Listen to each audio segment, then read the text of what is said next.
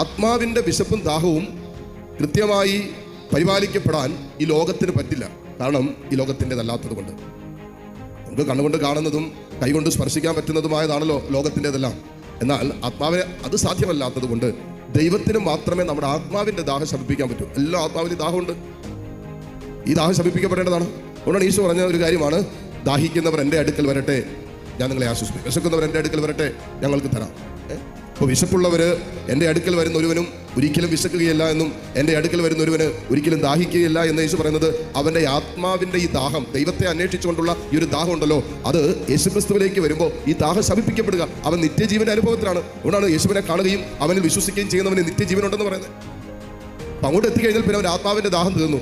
ആത്മാവിൻ്റെ ദാഹം ശമിപ്പിക്കപ്പെട്ട് കഴിഞ്ഞാൽ പിന്നെ ശരീരത്തിൻ്റെയോ മനസ്സിൻ്റെയോ ദാഹത്തിന് അത്ര കണ്ട് വില കൊടുക്കാത്തൊരു ജീവിതത്തിലേക്ക് ഒരു ദൈവവേദന ഉയർത്തപ്പെടും.